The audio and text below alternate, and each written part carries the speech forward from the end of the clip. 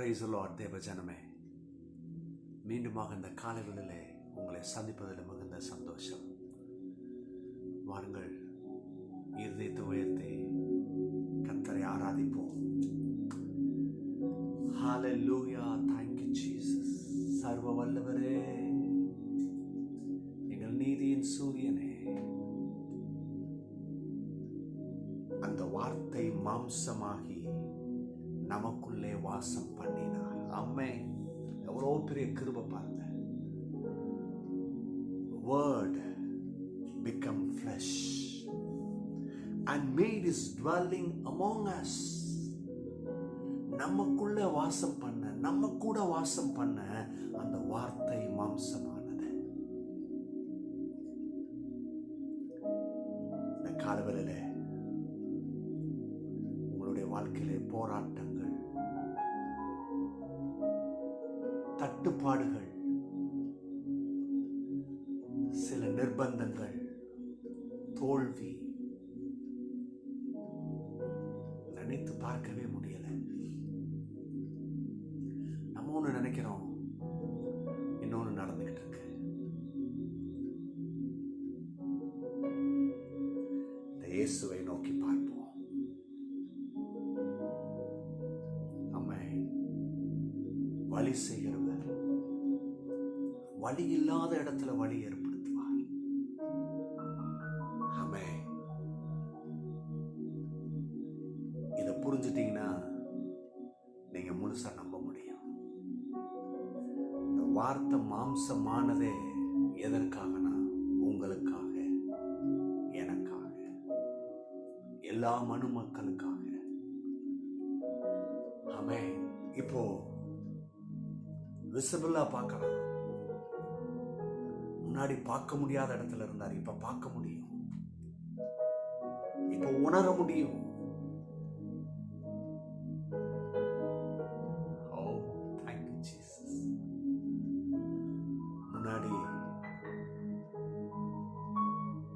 பார்க்க முடியாது. பிரதான ஆசிரியர் மட்டும்தான் பார்க்க முடியாது, பேச முடியும். ஆனா இப்போ நீங்களும் பேசலாம், நானும் பேசலாம், எல்லாரும் பேசலாம். எவ்வளவு ஒரு அற்புதமான உறவை ஏற்படுத்தி கொடுத்திருக்கிறார். எல்லாரும் நல்லவரே, நம்ம உண்மை நோக்கி பார்க்கிறோம். ஒரு வார்த்தையிலே எங்களை பலப்படுத்துங்க. இன்றைக்கு இப்பொழுது எங்களை ஆட்கொண்டிருக்கிற பலவீனங்கள், சோர்வுகள், இவைகளிலிருந்து நாங்கள் எழுந்து நிற்க, தலை நிமிர, உமது வார்த்தையினாலே, உமது கிருபையினாலே நாங்கள் நிற்க எங்களுக்கு கிருபை செய்யும்.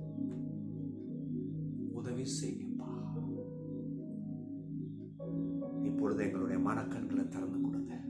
ஆமென், ஆமென், ஆமென். ஹalleluya.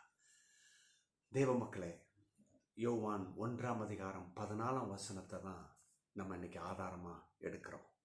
அந்த வார்த்தை மாம்சமாகி நமக்குள்ளே வாசம் பண்ணினார். ஆமென். The word became flesh and made his dwelling among us. The word which exists from the beginning with God. ஆரம்பத்தில், ஆதியிலே அந்த வார்த்தை இருந்தது. அந்த வார்த்தை தான் நம்ம ஆரம்பத்தில் பார்க்கிறோம். அந்த வார்த்தை தான் இந்த அண்ட சராசரங்களை படைத்தது, மனு மக்களை எழுப்புனது. அந்த வார்த்தை நீங்க படைப்புல பார்க்க முடியும். ஓல்டன் டேஸ்ல, பழைய நாட்களில் இந்த யாவேன்ற நாமத்தை உச்சரிக்க மாட்டாங்க. வேதத்துல நீங்க பார்த்தீங்கன்னா அதை ரொம்ப அற்புதமா கிங் ஜேம்ஸ் வேர்ஷன்ல கையாண்டிருப்பாங்க. ஹீ, ஹூ, இப்படிதான் யூஸ் பண்ணுவாங்க வேர்டு. ஏன்னா அங்க மூல பாஷையில் அப்படி இருக்கு. அவரு, இவரு, இப்படிதான் சொல்லுவாங்க. அப்படி டைரக்டா யாவேன்னு சொல்ல மாட்டாங்க. ப்ரொனவுன்ஸ் பண்ண முடியாது, கூடாது. ஏன்னா மோஸ்ட் ஹை காட். அப்புறம் பாருங்க, கொஞ்சம் படிப்படியாக அப்புறம் இந்த பிரதான ஆசாரியர் என்ன பண்ண முடியும்? இந்த மனுமக்களுடைய பாவத்தை மன்னிப்பதற்கு பலி செலுத்தி அதை மகா பரிசு ஸ்தலத்தில் போய் 7 முறை தெளித்ததுக்கப்புறம் அங்கேருந்து இந்த ப்ரொனன்சியேஷன் பண்ணுவாங்க பாருங்கள். எதை ப்ரொனவுன்ஸ் பண்ணுவாங்க, எதை முன்மொழிவாங்க, எதை அவங்க வாயை திறந்து பேசுவாங்கன்னு சொன்னால் கடவுளுடைய வார்த்தை, அந்த மன்னிப்பு, மீட்பு, அதை பற்றி பேசுவாங்க, அதை அறிவிப்பாங்க, அதை சொல்லுவாங்க. நீ மன்னிக்கப்பட்டுட்ட. இப்படி தான் இருந்தது. ஆனால் இப்போ என்ன ஆயிட்டுது? The word become flesh and dwelling among us. வார்த்தை மாம்சமாக மாறுது. மாம்சமாக மாறுறது மாத்திரமல்ல, இப்போ நம்ம கூட அவர் வசிக்கணும்னு விரும்புகிறாரு, நம்ம கூட இருக்கணும்னு விரும்புகிறாரு. ஓ, யோசித்து பாருங்க. வசதியே இல்லாத ஒரு இடம், அப்படிப்பட்ட மக்கள், அவங்க உறங்குவது, அவங்க சாப்பிடுவதற்கு ஆகாரம், அவங்க யூஸ் பண்ணுற மெட்டீரியல்ஸ், பாத்திரங்கள், இதெல்லாம் ஒரு வசதியான இடத்துல இருக்கிறவங்க போய் அந்த ஒரு நாள் இருக்கிறதே அது பெரிய விஷயம். கோஆப்ரேட் பண்ண முடியாது. ஆனால் கவனிங்க, இவர் பரலோக தேவன், பரிசுத்த, உன்னத, இவர் நமக்குள்ள வந்து வாசம் பண்ணணும்னு விரும்புகிறார். அவருக்கு இடமா இல்லை. இது எதை காண்பிக்குதுன்னா, கர்த்தர் நம்மளை அவ்வளவாக நேசிக்கிறார். 3 காரியம் the word become flesh and dwelling among usல இருந்து கற்றுக்கொள்ள வேண்டிய மிகப்பெரிய காரியம். We have seen his glory. நாம் அவருடைய மகிமையை பார்க்க முடியும். அதுதான் இது காண்பிக்குது. அந்த வார்த்தை மாம்சமானதும் அவர் நமக்குள்ள வாசம் பண்ற விரும்புறதும், we have seen his glory. அவருடைய மகிமையை நம்ம பார்க்க முடியும். மகிமைனா என்ன? எவ்வளோ பரிசுத்தர், உன்னதர், அவருடைய திட்டங்கள், அவருடைய வழி நடத்துதல், இதெல்லாம் நம்ம கேட்க முடியும், உணர முடியும். அதை அறிஞ்சு நம்முடைய வாழ்க்கையில் செயல்பட முடியும். நிறைய பேர் நினைக்கிறாங்க அது எட்டாத தூரத்தில் இருக்கு. அதுக்கு தான் அவர் என்ன சொல்றாரு? நான் உன் கூட வாசம் பண்ணணும், நான் உனக்கு சொல்லித்தாரேன். நம்ம அதை செய்யறதில்லை. நம்ம பாருங்க, நமக்கு எவைகளெல்லாம் தடையா இருக்குதோ, எதெல்லாம் முடியலையோ அதை கொண்டு வந்து நிறுத்தி அதை தான் ஹைலைட் பண்ணிட்டு இருக்கிறோம். இந்த ஹைலைட்டர்னு ஒன்று இருக்கு பார்த்தீங்களா? நம்ம எழுதுறது எது ரொம்ப முக்கியமான பாயிண்ட்டோ அதை ஹைலைட் பண்ணி வைப்பாங்க. அப்படி டக்குன்னு பார்த்தா ஞாபகம் தரும். இப்போ அதே மாதிரி நம்மளால் முடியாது, நடக்காது, இந்த இதுதான் தடை, அதுதான், இதெல்லாம் ஹைலைட் பண்ணி வச்சுக்கிட்டு இருக்கிறோம். ஆனால் அதெல்லாம் விட்டுட்டு கர்த்தருடைய கிருபையை பாருங்க, அவருடைய இரக்கத்தை பாருங்க, அவருடைய வார்த்தையை பாருங்க, வார்த்தைக்கு கீழ்ப்படிங்க, வாழ்க்கை மாறும். நம்ம பார்க்கும் பொழுது, அப்படி செய்யும் பொழுது அவருடைய மகிமையை பார்க்க முடியும். 2வது மிக முக்கியமான காரியம், அவருடைய மகிமையை பார்க்க முடியுன்றது என்னன்னா, அவருடைய தயவு, இரக்கம், கிருபை, அவருடைய ஆசீர்வாதம். இது ஒரு மகிமையான காரியம் பாருங்க. இது சாதாரண காரியம் இல்லை. நிறைய பேர் இன்னைக்கு ஆசீர்வாதம் ஓரளவுக்கு தான் இருக்கணும், அதுக்கு மேலே இருக்கக்கூடாதுன்னு நினைக்கிற மக்கள் அநேகர் உண்டு.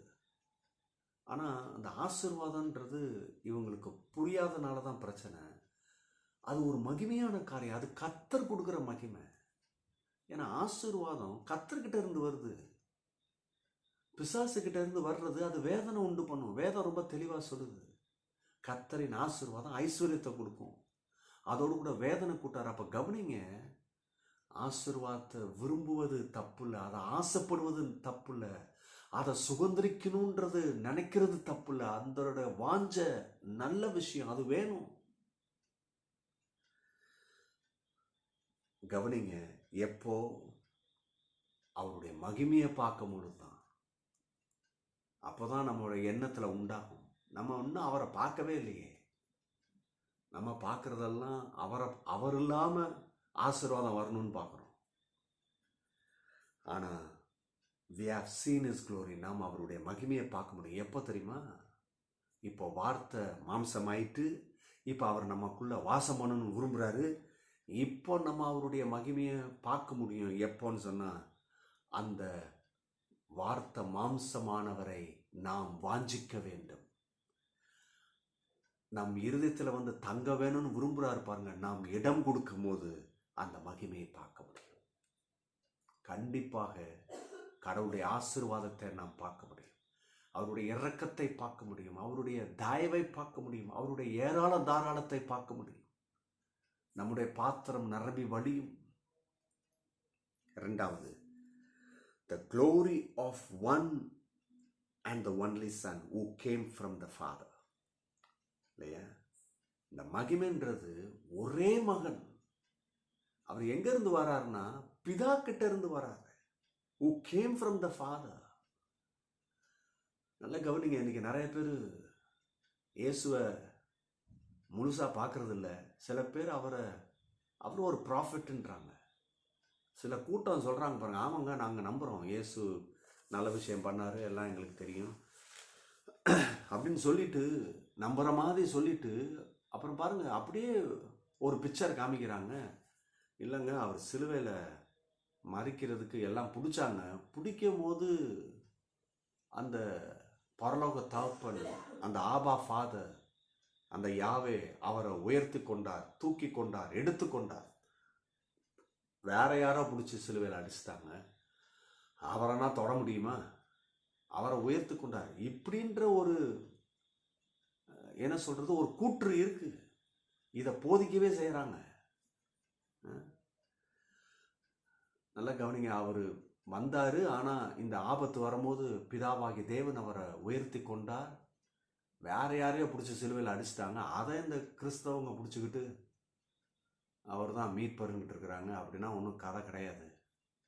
ஆனால் இயேசு ஒரு தீர்க்கதரிசி, அதை ஒத்துக்கிறோம் என்று சொல்லி பிரிக்கிறாங்க. நல்லா கவனிங்க. இதுக்கு தான் அந்த இடத்துல நான் தெளிவாக சொல்ல விரும்புகிறேன். இந்த ஒரே பேரான குமாரன் இந்த பரலோக தகப்பன் கிட்ட இருந்து தான் வந்தாரு. இது பரலோக தகப்பனால் கொடுக்கப்பட்ட ஈவு, யாரும் கொடுக்க முடியாத ஒரு ஈவு. இதுக்கு நிகராக எந்த ஒரு வெகுமதியும் கிடையாது. நீங்க பரலோகத்துக்கு போனாலும் இதுதான் பெஸ்ட்.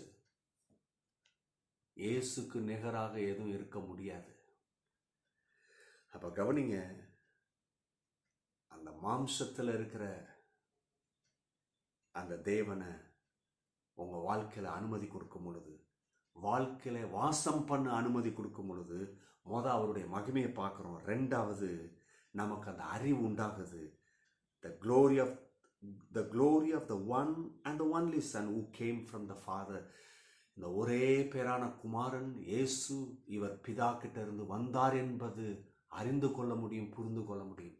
இதை உணராததுனால தான் பல போக்கான கதைக்குனா அவங்க தங்களை அர்ப்பணிக்கிறாங்க. அப்படியாக மைண்டை செட் பண்ணுறாங்க இல்லையா? நீங்கள் இயேசுவை பார்த்தீங்கன்னா ரொம்ப நல்லா கிளியராக வழங்கும். அவர் சொல்கிறார், நானே வழியும் சத்தியமும் ஜீவனுமா இருக்கிறேன். என்னை இல்லாமல் பிதா இடத்துல வர முடியாது. ரொம்ப கிளியராக வருது வார்த்தை. இதுனா இவங்க அகராதியில் இருக்காது, எடுத்துருவாங்க. ரொம்ப கிளியராக சொல்கிறார். பிதாவாகிய தேவனே அவருக்கு அவ்வளோ பெரிய உயர்ந்த நாமத்தை கொடுத்துருக்குறாராம். அவர் தான் கொடுத்து வச்சது. ஹலோ, இவரா போய் அதை சுதந்திரிக்கல. இவரா எனக்கு இப்படி வேணும், நான் தான் இருந்து செய்வேன். இல்லைங்க, பிதாவே கொடுத்துருக்குறாரு. அப்போ இவர் மூலம் தான் நீங்கள் வர முடியும். ஏன் இவர் மூலம் வர முடியும்னா, இவர் மனித பிரதிநிதியாக இருக்கிறார். இந்த மனித பிரதிநிதியாக வந்து தான் நம்முடைய பாவத்தை சாபத்தை தொலைச்சாரு இல்லையா? இவர் குற்றமில்லாத ஆட்டுக்குட்டி, பரிசுத்த ரத்தம். இவர் மூலம்தான் போக முடியும். இதான் ரூட் காசு. ரெண்டாவது, இன்றைக்கு இவர் தான் நமக்கு மணவாளனாக இருக்கிறார். மணவாளன் வழியாக தான் போக முடியுமே தவிர வேற வழி இல்லை. மூன்றாவது, இந்த வார்த்தை மாம்சமாகி and dwelling among us. The word became flesh and dwelling among us. இதை நம்ம பார்க்கும் பொழுது மூன்றாவது என்ன வழங்குகிறது? The full of grace and truth. முழுமையாகவே கிருபையும் சத்தியம்தான். கிறிஸ்தவ ஜீவியம் என்பது கிருபையும் சத்தியம் நிறைந்த ஜீவியம். பாருங்க, மாம்சமா வந்தார் பார்த்தீங்களா அந்த வார்த்தை, அவர் நமக்குள்ள வாசம் பண்ணணும்னு விரும்புறார் பார்த்தீங்களா? எதுக்குன்னா இந்த கிருபையும் சத்தியத்தை கொடுக்க. இன்னைக்கு நீங்க எதுல வாழ்ந்துட்டு இருக்கிறீங்க? கடவுளுடைய கிருபை இல்லாம வாழ்ந்துட முடியாது, அவருடைய சத்தியம் இல்லாம வாழ முடியாது. வழங்குதா நான் சொல்றது? நிறைய பேர் அவருடைய கிருபை இல்லாம உங்க வாழ்க்கையை திட்டம் போடுறீங்க. இல்லை, நடக்காது. அவர் கிருபை தாங்க. அவர் கிருபைனால தான் நம்ம முன்னேற முடியும், வாழ முடியும்.